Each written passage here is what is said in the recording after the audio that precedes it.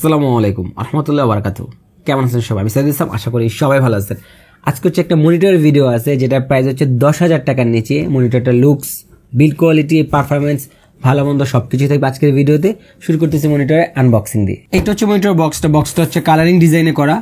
তার থেকে বড় কথা হচ্ছে বক্সটা আপনার শক্তপোক্ত হলে সুবিধা কি, আপনি যদি মনিটরটা কুরিয়ারে নেন সেক্ষেত্রে আপনার জন্য সেফটিটা ভালো হয় মনিটরে। কারণ এটা অনেক ক্ষেত্রে দেখা যায় এইসব মনিটর বা একটু বাজেট মনিটরগুলো বক্সের থেকে একবার বের করবেন আরেকবার ঢুকাবেন, বক্সের অবস্থা শেষ। বক্সের মধ্যে পাবেন একটা HDMI কেবলটা ভালো মানের, তারপর একটা অ্যাডাপ্টার পাবেন 3 পিনের, আর এখানে ওয়াট মেনশন করা আছে হচ্ছে 24 ওয়াটের, এবং অ্যাডাপ্টারটাও হচ্ছে আপনার ভালো বিল্ড কোয়ালিটি। এটা হচ্ছে মিডল পার্ট সম্পূর্ণ মেটালের, এটা হচ্ছে বটম পার্ট বেস প্লেট যেটাকে আমরা বলি।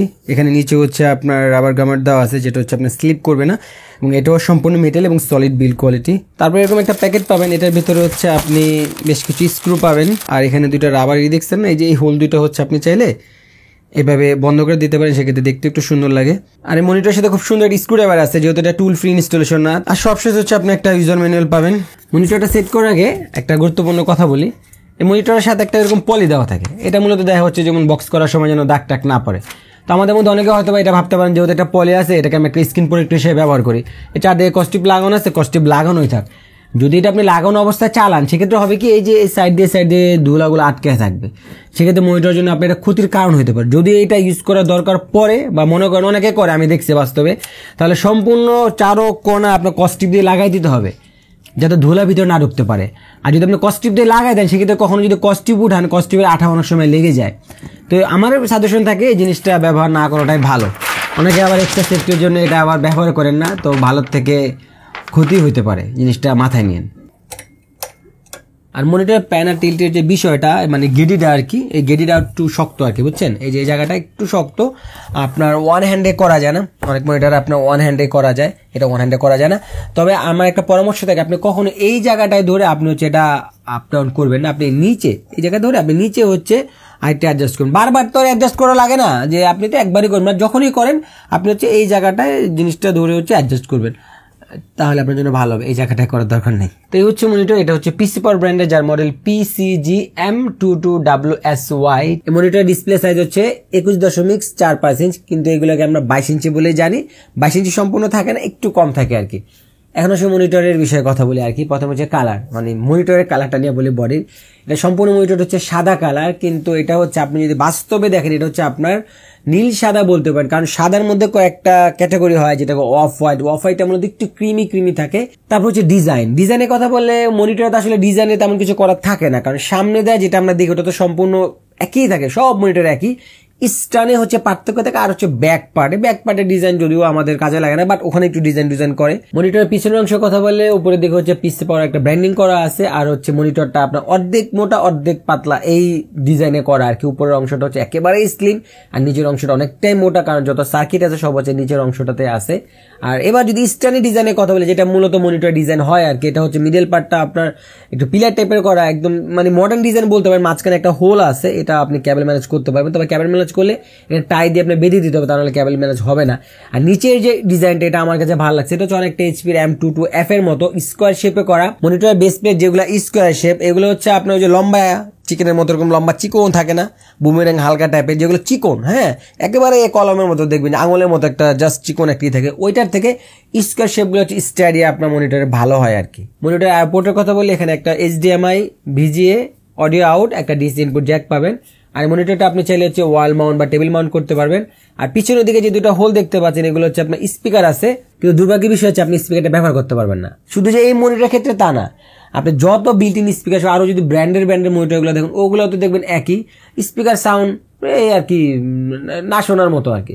আমার কাছে যেটা মনে হয় যে মনিটর স্পিকার লাগাতে গেলে তো টাকা খরচ হয়েছে, 50 টাকা 100 টাকা 150 টাকা যেই কটা খরচ হয়েছে না খরচ, ওই টাকাটা মনিটরে বিল্ড কোয়ালিটি ইম্প্রুভে লাগানো যেতে পারে, বা পিকচার কোয়ালিটি ইম্প্রুভে লাগানো যেতে পারে। এটা হয়তো আমার মনে এই জন্য দেয় কাস্টমারে বলে যে বিল্ট ইন স্পিকার, বাট আদতে এগুলো কোনো কাজের না আর কি। মনিটর OSD মেনু হচ্ছে মনিটর পিছনের দিকে ডান পাশে, এখানে পাওয়ার বাটন সহ টোটাল 5টা বাটন পাবেন। তবে বাটনগুলো হচ্ছে আপনার একটু শক্ত, আপনি শব্দ শুনতে পারবেন। মানে চাপ দিলে আর কি খুব শব্দ হয়। আর এটা হচ্ছে আপনার একটু নর্মালি যদি যেরকম প্রেশারটা আমরা দিই তার থেকে একটু বেশি দিত, একটু হার্ড আর কি, এটা একটু সফট হলে ভালো হতো। মনিটর স্পেকের কথা বলে এটা প্যানেল টাইপ হচ্ছে আইপিএস প্যানেল, আর এটা ব্যাকলাইট হচ্ছে ইএলইডি মানে এজ এলইডি। মনিটরে দেখা যায় আপনার পিছনে ব্যাকলাইট থেকে সম্পূর্ণ, আর এই মনিটরটা হচ্ছে আপনার কর্নারের এই যে হচ্ছে আপনার হচ্ছে এলইডি গুলো আছে, এই জন্য এটাকে ইএলইডি বলে। মনিটর রেজলিউশন হচ্ছে FH 1920x1080, ডিসপ্লে সার্ফেস হচ্ছে অ্যান্টিগ্রেল। অ্যান্টিগ্রেল থাকলে এটা খুব ভালো হয়, দেখা যায় আমরা কাজ করলে মনিটরের ভিতরে হচ্ছে ডিসপ্লে দেখা যায়, নিজেরা দেখা যায়, বাট অ্যান্টিগ্রেল সার্ফেসে জিনিসটা থাকে না।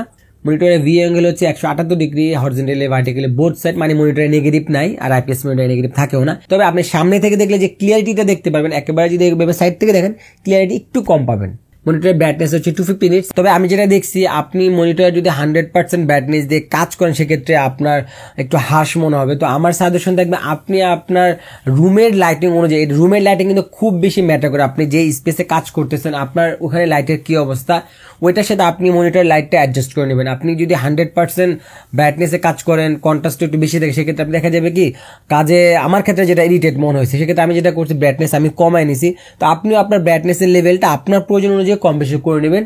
বাই ডিফল্ট যে ব্রাইটনেস দেওয়া থাকে আমার মনে হয় সবার জন্য ওই সেম ব্রাইটনেসটা প্রযোজ্য না, আপনার প্রয়োজন অনুযায়ী কম বেশি করে নেবেন। Contrast ratio typically 1000:1, refresh rate হচ্ছে আপনার 100 হার্টজ, যেটা হচ্ছে এই মনিটরের বা এই টাইপের মনিটরের হচ্ছে ক্রেজ বলতে পারেন বা কি সিলিং পয়েন্ট বলতে পারেন। 100 হার্টজ দেখেন এখন যত মনিটরগুলো আসতেছে এখন সবই দেখবেন যে 100 হার্টজে আসতেছে, এটাই হচ্ছে আপনার ডিফল্ট হয়ে যেতেছে, কমন হয়ে যেতেছে। কারণ 60 হার্টজ আর 75 হার্টজ এখন নাই বললেই চলে, সবই এখন আস্তে আস্তে 100 হার্টজে আসবে, এটাই হচ্ছে new common refresh rate.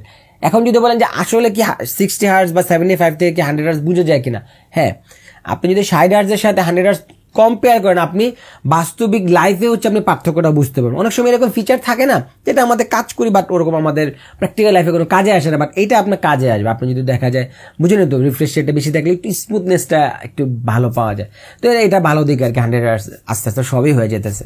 Colour support হচ্ছে 16.7 মিলিয়ন, পৃথিবীর সব কালার আপনি দেখতে পারবেন এই মনিটরে। রেসপন্স টাইম হচ্ছে 7 ms G2G, এটা একটু বেশি। আরো বেশ কিছু ফিচার আছে, ফ্লিকার ফ্রি মানে ঝিরঝির করবে না, লো ব্লু লাইট ফিল্টার চোখের জন্য ভালো, ফ্রি সিং সাপোর্ট মানে AMD adaptive free Singh support করে, এই ফিচারগুলো মনিটরটাতে পেয়ে যাবেন। এবার আসলে মনিটরের সবচেয়ে ভাইটাল এবং কমন একটা প্রশ্ন, মনিটরের কালার করেছে।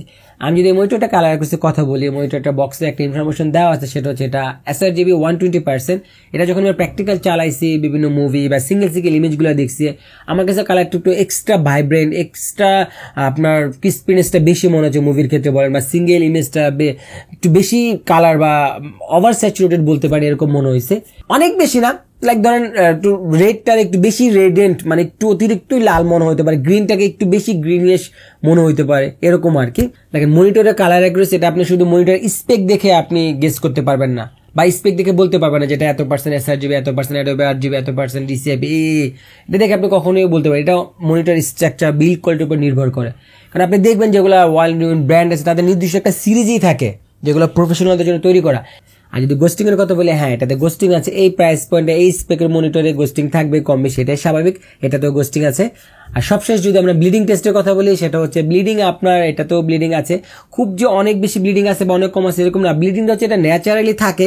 আর ব্লিডিং কিন্তু হচ্ছে ইউনিট ভ্যারি করে, হয়তো আমার এটাতে কম আছে বা একটাতে বেশি হবে, একটাতে কম আছে একটাতে বেশি হবে, এরকম। আর লাস্ট আরেকটা যে জিনিসটা বলি, মনিটর কিনলে অবশ্যই আপনি হচ্ছে ডেড পিক্সেল রেট দেখে নিন, এটা আপনি দেখে নিতে পারেন, সমস্যা নেই। কারণ 1-2টা ডেড পিক্সেল আপনার ওয়ারেন্টি থাকে না, তো যখনই আপনি পারচেস করলেন কেনার সময় আমাকে একটু ডেড পিক্সেলটা একটু দেখাই দেন, তাতে ভালো হয় আর কি। মনিটরের প্রাইস হচ্ছে 9600 থেকে 700 টাকা। ভিডিওর মাধ্যমে চেষ্টা করেছি মনিটরটা ভালো মন্দ সবগুলা জিনিস আপনাদের সামনে তুলে ধরার জন্য। এখন সিদ্ধান্ত আপনার, আপনি দেখবেন আপনার কাজটা যদি মনিটর সার্ভ করে আপনি পারচেস করে ফেলবেন। কারণ আমি সবসময় এই কথাটা বলি, আপনি শুধু মনিটর না যাই কিনেন না কেন আপনার লাইফে, আপনি যদি আপনার প্রয়োজন বুঝে জিনিস পারচেস করতে পারেন তাহলে ওই জিনিসটা আপনাকে হতাশ করবে না। আর এই মনিটরটার সাথে সম্পূর্ণ 3 বছর ওয়ারেন্টি আছে, এটা জাস্ট হচ্ছে স্পেয়ার পার্টসে 2 বছর, প্যানেল 1 বছর, ওরকম না, ফুল মনিটরটা 3 বছর ওয়ারেন্টি আছে। এটা একটা ভালো সাইন আমাদের প্রোভাইড করে আর কি, যে এটা কোয়ালিটির বিষয়ে। কারণ 3 বছর একটা প্রোডাক্টে ওয়ারেন্টি দিলে অ্যাটলিস্ট একটা কোয়ালিটি মেনটেন করে হচ্ছে আপনার বিল্ড করতে। বাকি এটার যে ফিচার আছে, কালার টালার যা আছে ওটা তো আমি বললামই, এখন আপনি চিন্তা ভাবনা করবেন। তো এই ছিল আজকে ভিডিওটা ভালো লাগলে অবশ্যই লাইক করে দেবেন। আমি সাইদুল ইসলাম, আজকে দেখে বিদায় দিচ্ছি, দেখা হচ্ছে নতুন ভিডিওতে। সবাই ভালো থাকবেন, আল্লাহ হাফেজ।